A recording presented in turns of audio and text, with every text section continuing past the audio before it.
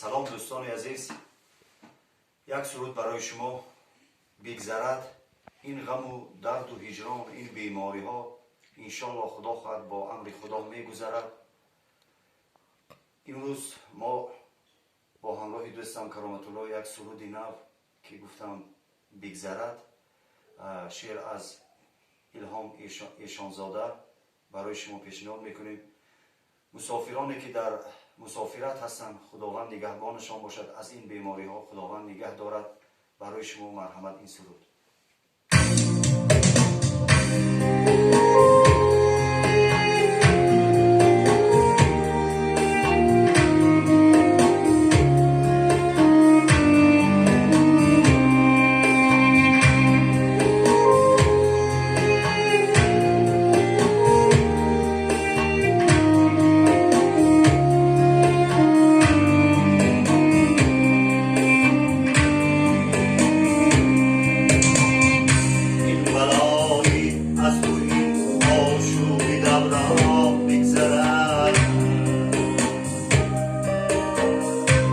بهاری بدتر از فصل زمستان میگذرد،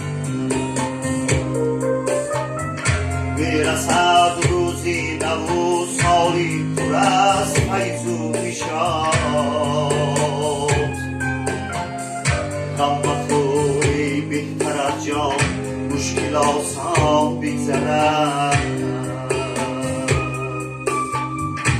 غم مخوری بهتر از جان، مشکل آسان بگذرد.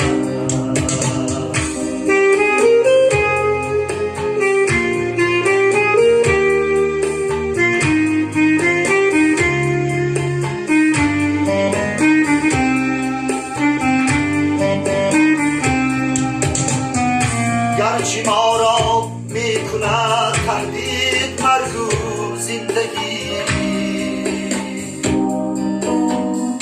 هرچی آید از طریق فرزند انسان بگذرد. در عبادت کوش و درما بند و بیرون پا منه، لحظه های تلخ و هجران ای عزیزان بگذرد. لحظه های تلخ و هجران ای عزیزان بگذرد.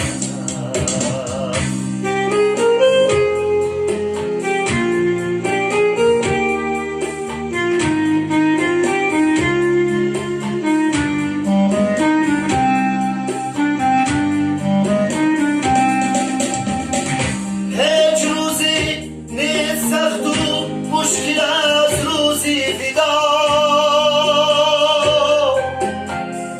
هر عزیزی با اجل دست و گریبان بگذرد. هر عزیزی با اجل دست و گریبان بگذرد. صد بهانه صد سبب جستم، سلاحی کار نیست. این مصیبت این بلا با اذن یزدان بگذرد. این مصیبت این بلا با اذن یزدان بگذرد. این بلایی از روی آشوب دوران بگذرد. غم